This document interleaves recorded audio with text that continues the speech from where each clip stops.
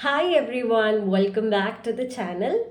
So today, this is one of the queries that I've received from one of you who had asked me in the comment section. That is how to improve your marks in the general studies papers of the main examination.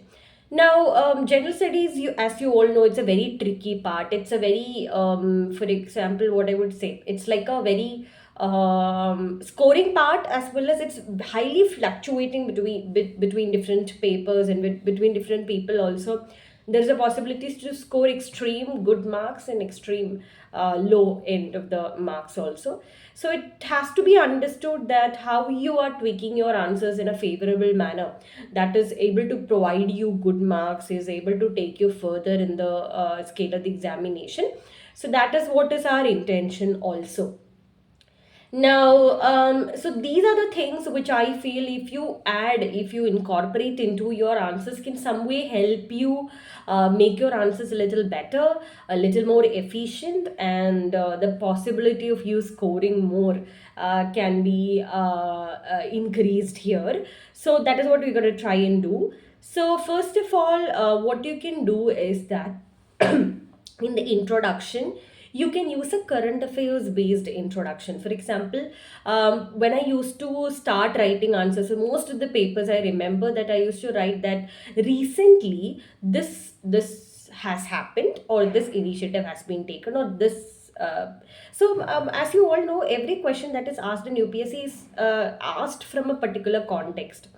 For example, if tsunami is being asked in a particular year, there is a high probability that some tsunami has happened somewhere, or that is the inspiration for UPSC to ask that question. So when you start your answer as well, you are pointing out to them that you actually know what has happened, and you know the context in which this question is being asked and why you are setting the framework over there. So you can start it like that only, like recently this has happened. So, or we have seen this phenomena, we have seen this initiative being taken by this government, etc. So that way you will like instantly tell the examiner कि आपने तो पढ़ाई लिया लिया है, आप तो current affairs follow ही करते रहते हैं, तो that gives you good impression. क्योंकि जैसे कि मैंने बोला, इंट्रोडक्शन कंक्लूजन बहुत ही इंपॉर्टेंट हो जाता है, क्योंकि वो पहले और फाइनल इम्प्रेशंस हो ही जाती है. तो try and include current affairs for sure. So current affairs reading is helping you in this way also. Even if you're not directly not using it, you're using it in some other or the other answer. Now, the second thing that you need to understand to score highly well in the general studies paper is to cover all aspects of the question. So, if you take any question in the general studies paper, you will usually see that there are multiple parts to it. It's not just like a one sentence wala question. It will have two or three statements. It will have different elements to be covered, like what is the issue, what are its implications, how can we move ahead. So these are the three things that usually will be asked in any paper in the general studies question. So you have to understand that while answering also you have to categorize, give subheadings, and show the examiner कि आपने ये सारे चीज़ें you have attended them, you have given enough attention and focus to each of the thing that is asked in the question, etc., so that your scoring also becomes perfect. So if you have missed out on any one part of the question, you will definitely lose some sort of a mark over there. So, by setting a framework where you're answering all the aspects of the question, you are increasing your chances of really scoring better or reaching to the conclusion. तो वो करना ही करना है.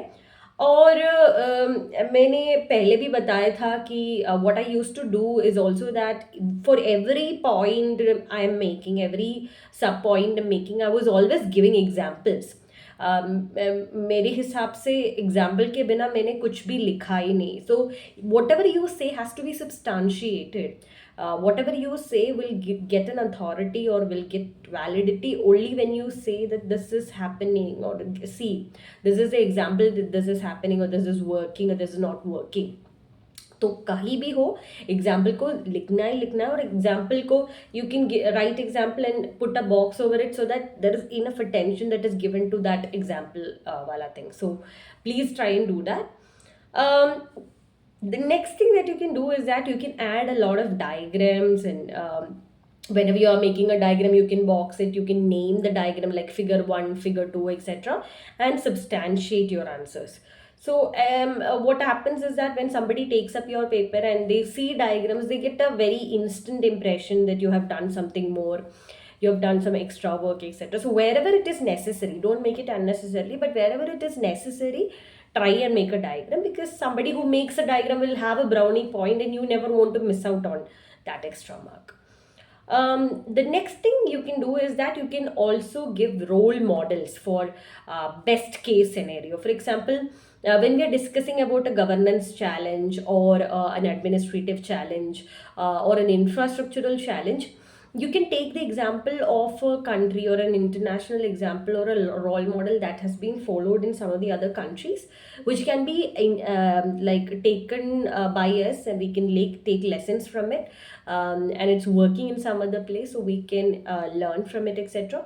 So best examples or best models that are happening in different parts of the world or within the country in various states by the initiative of the state government also can be understood. So try and always look for such international global models and examples.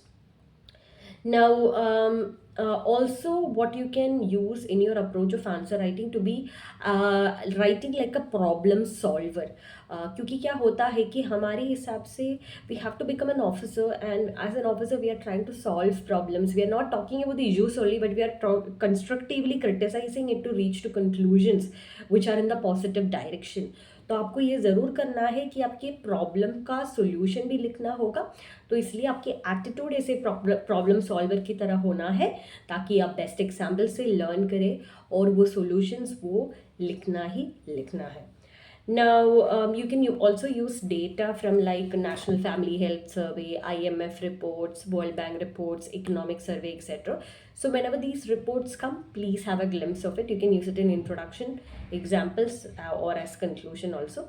So please do that. And you can quote thinkers and philosophers. When you want to give a perspective, you can quote that this thinker or this economist or this philosopher is taken this direction or has given this ideology, etc. So quote karna bhi, quoting important personalities can also be a good way of writing.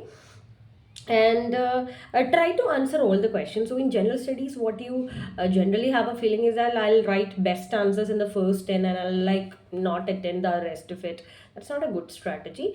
So as I've told you before also, writing is a big challenge. So what I used to do is that I used to write 1 to 5 answers, go to 11 to 20 answers, and then come back to 6 to 10, so that I'm ensuring the quality and the like the appealing part in the first part of the examination itself when I have time and space. Then I used to write 11 to 20 questions because I know that they are more they are for of more marks, so I didn't want to miss out on that.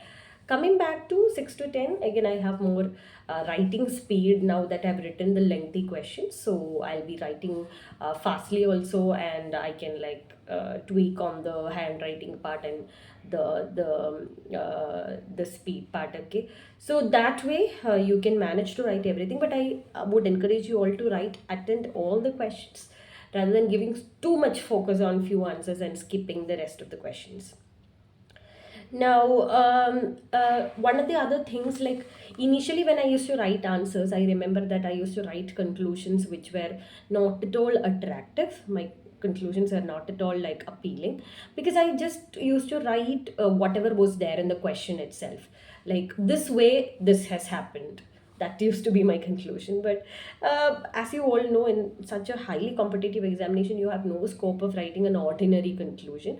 आपको कुछ ना कुछ add करना ही होगा conclusion में भी, ताकि वो अट्रैक्टिव हो रहे और आपकी जो आपको जो कन्वे करना है वो भी आ सके.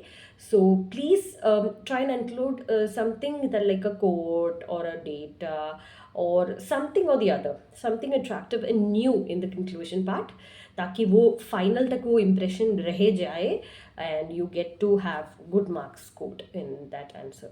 So these are the things which I feel like give you that brownie points, that added advantage, and also ensure that you never miss out on anything that every other person is doing. So you need to ensure a level playing field also. So that way you will be like in par in competition with every other person in the examination. And I hope this is going to be helpful for you. Please try and implement these strategies when you're writing the mock test itself. So that's all for the day. I hope you're all preparing well. All the best to you. So until the next video, it's a goodbye. Thank you so much.